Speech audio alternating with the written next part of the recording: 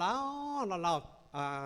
จุนเฮียจุนน้ำแมงว่าอังกฤษอุปงน้ำหาเนี่ยมาปยาหาเฮียเป็นตัวน้ำโตแต่เราหาเฮียเป็นตัวน้ำโตเราช่วยเฮียพูดแต่หา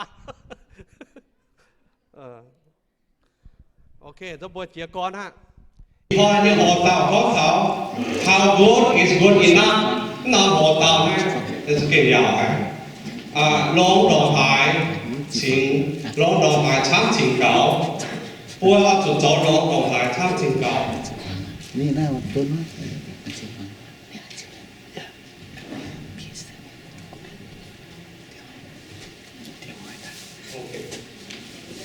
我都买了，我买。ยังนักบอกโจทย์ตัดเจียบจางแต่เย็ดยังไม่รอตัดเจียบเยี่ยม at Caesarea there was a man named Cornelius a centurion in what was known as the Italian regiment he and his family were devout and God-fearing he gave generously to those in need and prayed to God regularly. One day at about 3 in the afternoon, he had a vision. He distinctly saw an angel of God who came to him and said, Cornelius, stare at him in fear. What is it, Lord? He asked. The angel answered, your prayer and gifts to the poor have come up as a memorial offering before.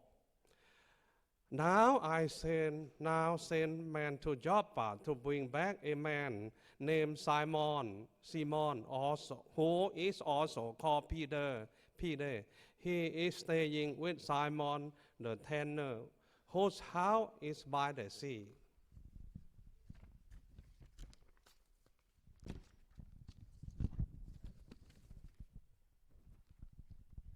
มาเตียนอังกฤษนี่ when the angel spoke to him had gone Cornelius called 2 of his servants and a devout soldiers who was one of his attendants.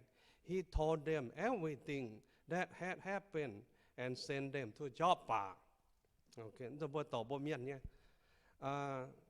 ซิซาริยาจริงมาเตาโรมาเจียนบ่อยเหี่ยวโคโนCornelius นิ่นเจ้าเต้าตรงเมียนเหี่ยวอีดาลีวักวันเยมแปลงพี่คุณเหยียดแปะเต้าแปลงนิ่นเช้านิ่นเย่เหยียดเปี้ยวเมียนกันหลงทิ้นหงไทยทิ้นหงนิ่นอย่าชวดฟิล์มเถงอยู่ไทยฟิงเยเมียนโจมเมียนช้ำเย่อย่าจันตะเกาไม่ท้อยเยอานเตเยอานเล่ไม่โกปัวนอมเจียงโหคนนอลีอาจปวดทิ้นหงเยฟินเมียนหินย่างปวดตุเมงเยฟินเมียนเปียตายก้องบัวนินคนนอลีอาจ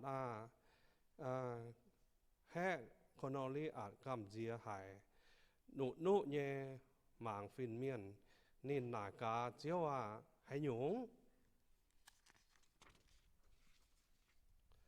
ฟินเมียนก้องทิ้นโฮมวางหายไม่เตาเกาเนี่ยว่าอย่าปวดไม่ชวดฟิล์มเถงเมียนโจมเมียนเยสีนินเจียวจางเท้านินเจียวจางเท้าไม่อีจานไม่อ้อยจูปูนเมียนมิ่งยะฟ้ามงล้อตรงมาบัวเหี่ยวซิมอนปีเตวัดเต่าใต้นายนี่เยี่ยมค่อยเลนวัดเต่าดบจางไซมอนเยี่ยเปียวชาวนินก้องว่าเยี่ยชาวนินก้องว่าเยี่ยฟีเมียนเลยกอยเมียโคโนลีอาเจียวเหี่ยวอีเต่านินเย่เป้าชาวเต่านินเย่สินเฮนแปงตายวัดเต่าแปง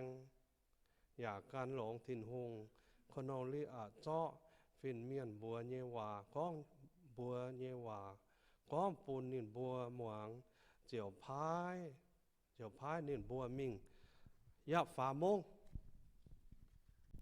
Here is a question to start this morning. Idom mai chiều chia con nải nhẹ hòa. How good is good enough? Long Dong Hai Ching Gao, bố cho nải cả bố căn.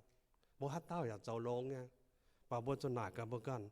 How good is good enough? Long Dong Hai Ching Gao.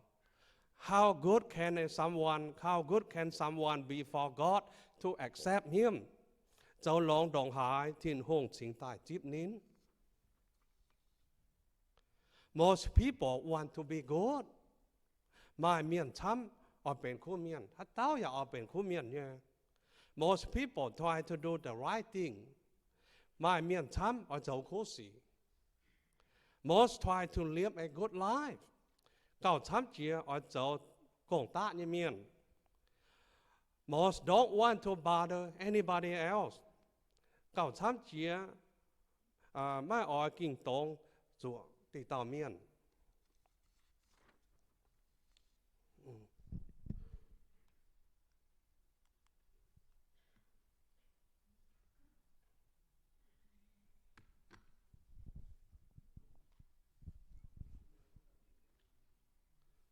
Nó mà tím nhiều mà chẳng có ồ. Ok. Tất cả ồ nhung. Most people. Ok. Chẳng.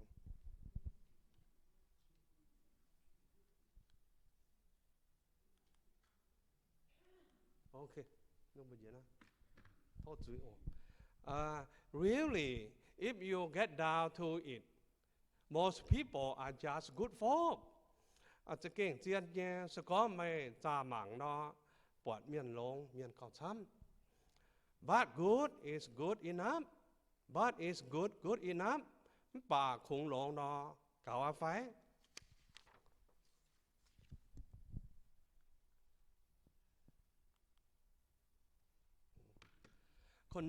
Cornelius was a good man. Cornelius dấu yết tao khu miền. He was a successful man. Nên dấu yết tao mai bản chế như miền. He was a military leader. Nên dấu yết tao bèn bế. Centurion was the most respected people in Roman army. Nên dấu yết tao bèn bế. Yết tao bèn bế. Yếm Roma bèn miền thống niệm hải nín.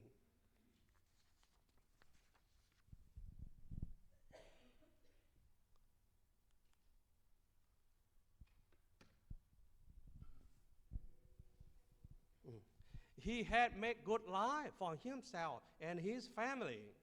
Nín dấu tú lông pôn nín can cháo nín yếm hoang tỏi.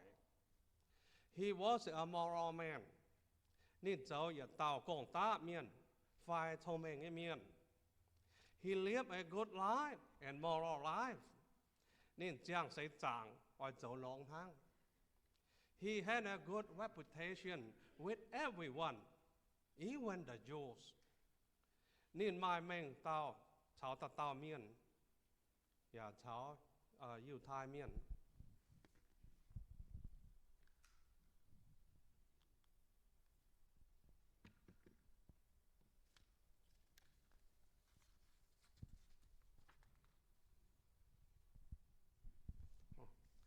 He lived a good life and tried to do what is right. Nín nhẹ mạng không ở dấu lông hang. He had earned the respect of the people. Nín biết tố miền thái kín nín.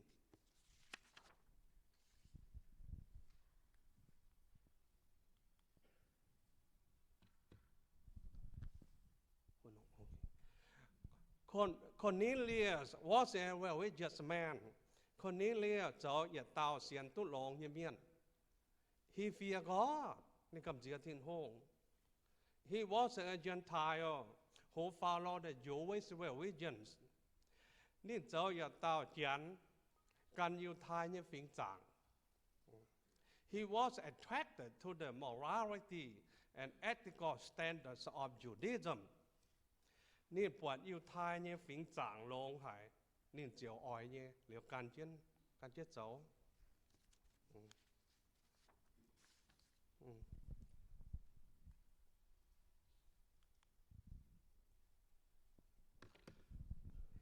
He had not totally converted to Judaism, but he did participate. Nên keng bên耶稣面把nên ta才去走了白，nói mà lại phải có bốn keng xiên把bốn ta才去那不走了白嘛cả，好hiểu嘛cả，那long係nên năng nó，nên乜keng biệt dành yêu thai miền như phiến tràng, bản nên chào chiến nên bùa phụ số thiên hôn, nên bùa thiên hôn. That means he went to synagogue. Nãy phải thảo nên mình tràng thiên hôn như tòng. He was a church goer. Nên mình cháu lại bài. Nên mình lại bài tòng. Như miền. To the best of his knowledge, he followed God. Nên lòng dành hiếu can thiên hôn.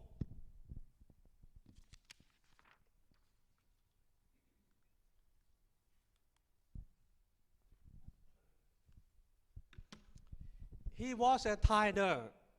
Nên phòng họ diệp câu như vậy câu. Nên mai là ngốc. He gave his money to a good cause. Nên bồn nhàn mình thèn lông như cháu.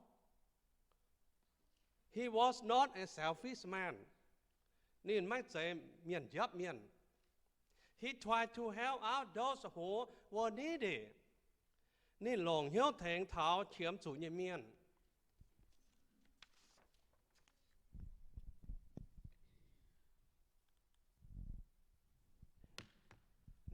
He prayed, nên祷cáo. He knew he should pray to God. Nên hiểu tốt nên họp chủ祷cáo lo thiên hùng. He wanted to talk to God. Nên ở chào thiên hùng có quả. He knew this was the right thing to do. Nên hiểu tốt con thang này nó chỗ chủ nhé, họp nhé. Liệu cho này em bỏ tới tiên mà tạo miền yếm Sacramento. Nên keng xiên. Nên cái sự muốn có mắt tòngเขาmà nhung chạy suốt á nên hiểu tháo thiên hùng nên như cái sự cho lông miếng tao miền năng keng xiên bởi cho phảiจะบอกแต่ยี่จิตชาตินายก็ตาวเมียนnày chủ hiếu tôi đi bùa thế nàoแต่บอกก็ไม่บùaน้ำเจียนตาวเมียนnàyตอนเย็นจะเอาโหนะหรือห้างนอที่โหฮันจันอย่าหมวงจะเมียนเนี่ยมันแต่ก็ไม่เสียนทำไปนี่หมวงchứบทต่อนินใช้ตาเนี่ยหมวงchứหมวงแก้เสียนบทเชื่อมจุล้อมาเหี้ยวล้อนี่อย่าเอาถึงให้จันนะโอเค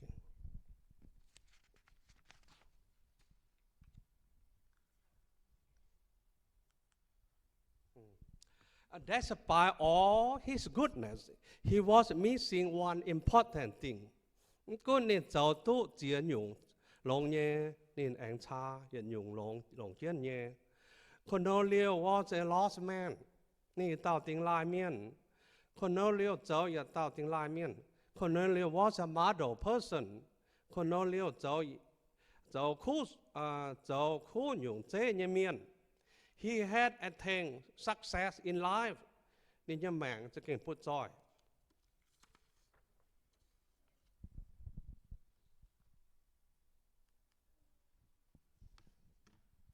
He provided well for his family. Nên cầu lòng, nên nhầm hoang tội. He lived a good life. Nên mai công ta. He was well respected. Nên xe mai miền thay kín hải như miền. He had a good reputation. Nên mai mình tao lòng nhé. He gave his money. Nên giả suốt phim thánh miền.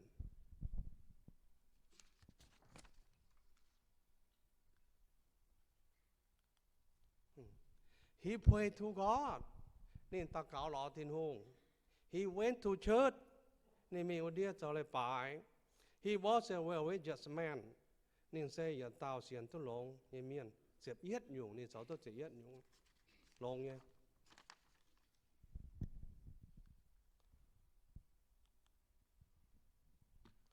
Jesus is the only one good enough. Chàng bố con thả bố bà miền. Cháu lòng đồng hái. Không hay cổng khảo lộng.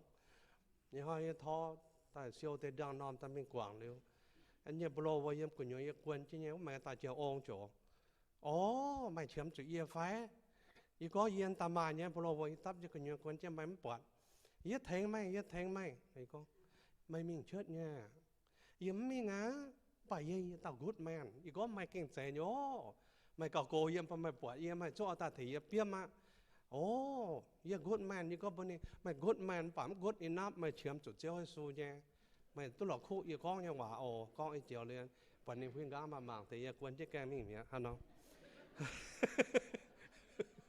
ok liên chết ta anh con anh chỗ nó cho họ xuất ta chẳng thằng bà ye con chuẩn tổ cho ai YouTubeว่าเนี่ยเสียตอนเนี่ยพอว่า professor นี่เนี่ยก็ตายเนี่ยนี่เนี่ยเอาอยากจะเจอ professor เหี่ยวroot แต่บ่ยามสังคมเป็นโตอะไรเนี่ยเสียตอน forward ไม่เป็นหวังไอ้มาต่อเยอะเจียcombat and forward เป็นหวังเรียหายนบัวร้อยnhiều hỏi nó bồi lỏi là cái lũ mai bùi mai phe nè cái cháu ta liền hai mình ở chỗ quảng miệng liền hai cháu mình là mấy hàng con điểm hai cháu quảng lỗ thế nè liền nó bùa mình chưa ná nó bùa ta con lúa bùa mình chưa tao dùn cái kinh xe lãng trình nữa ok Jesus is the only good one.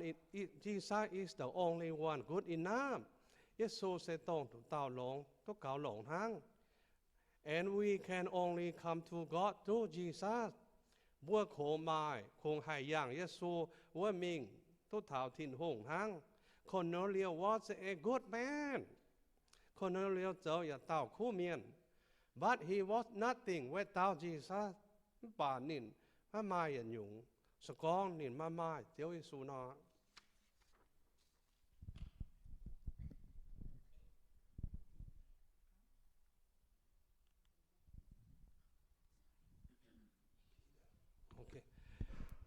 Peter had a dream. After the dream, he went to Cornelius' house by the guidance of Holy Spirit. Peter bay nam bay liu bay nín sinh linh tỏ chân nín mình Cornelius wa Cornelius như béo. Peter's message to the Cornelius and his family. Yên á con cho sau ta tiếp trang pha chưa phải đáo hạ bấm tỏ. Tăng wa mang xét mới bà con tế. Peter chun tổ Pun Cornelius ชาวนิยมหวงต่อย Cornelius and his entire family believe and save Cornelius ชาวนิยมอยากเปี้ยวเมียนเสียนเขาเสียนเยซูเจียวตู้เจียว Many of our friends are not มาเจียเต้าปัญญาเสียนเทปัญญาจ่าต่อยมันแค่ตู้เจียว They need Jesus ในบัวเชียมจุเจ้าซูในบัวแต่กงตาฝังแกงเกาหลงนะบ่เชียมสุเจียวซู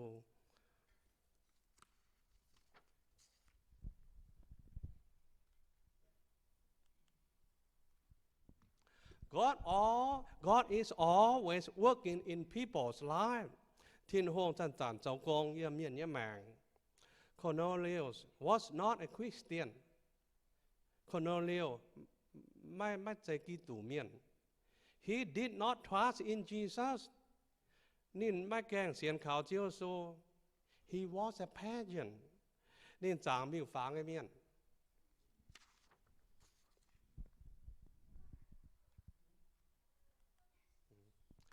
But God was working in Cornelius' life ป่าทินห้องเจ้ากงเยี่ยม Cornelius เนี่ยแมง God heard Cornelius' prayer ทินห้องหาย Cornelius ตะเกาGod has a plan for his life ทินโฮมาดนอมจะปูนนิยมัง God wanted Cornelius to know him ทินโฮอ้อยเต้าแต่เย็นอยู่ในอบัวจุหิวนินดังทินโฮอ้อยนิน Cornelius หิวนิน God wanted to save him and his family บัวตามแก้งเสียนทินโฮตาหังนอทินโฮอ้อยเจียวนินชาวนิยหวังต่อย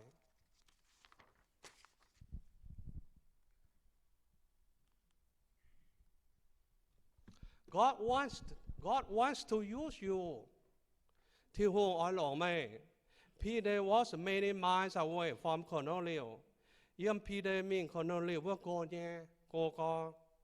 Peter had no idea the man even existed.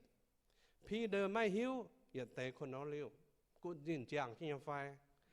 Cornelius was not on Peter's radar. Cornelius mai yam Peter mang tu quan như tong.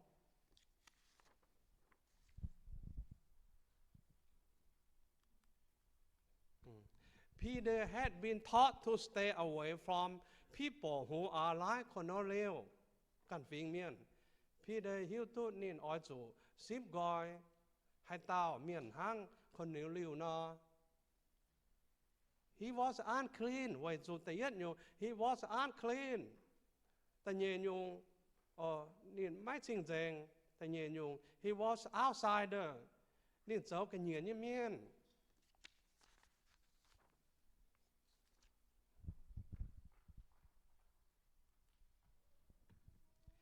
God brought that idea out of water.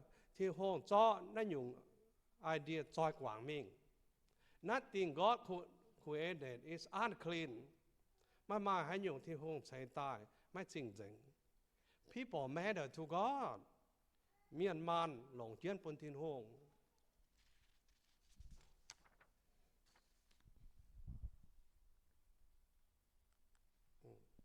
Rồi giáo tế kinh sâu con bùa đá hẳn tổn rồi thà nạ. Peter witnessed to Cornelius. Rồi Peter chuẩn tổ bùn Cornelius hoang tỏi. Peter cháu trọng chênh bùn Cornelius. That Jesus is Lord. Jesus cháu chiếu. That he was crucified. Nên chỗ tiên tiệp giảng trả. That he was buried. Nên chủ biếp chiến. And there was a forgiveness. Rồi hai thu xỉa chuốt yếm nên tai. We can tell people the same thing. Bùa hai bùa miền phiền hang nhé. What do we say to people? Rồi thảo bùa, chuẩn tỏ chỗ hang nó. Bùa con lỗi, kinh sâu bùa chỗ con xiang. Bùa con liễu tao lô, thảo bùa nhân thân. Bùa chỗ hang nó, hắn nó sẽ hay dọa chuẩn. Rồi what do we say to people? Bùa hang hải nó con, bùa miến. We need to have scripture memorized. Sự bữa chủ giảng kinh sâu là mà tế bố giảng tại mình thành miền, mà tế bố giảng tại tao chủ bố quảng chủ khâu chủ mà miền on nhớ bố cả chủ giảng. Hằng nó. We need to have scripture memorized. Bố chiếm chủ giảng chiến kinh sâu như hòa. Tell them about Jesus. Bố niệm bố Giêsu. Tell them who he is. Bố niệm bố Giêsu sẽ tông hai tao. Tell them what he did. Bố niệm bố Giêsu giàu như sĩ bố mày. Tell them what Jesus has done for you. Bố niệm bố Giêsu tốt thành mày. Chỉ ta sẽ hăng nó. Be a witness for Jesus. Giàu tao trọng chính. Bố Giêsu ổ.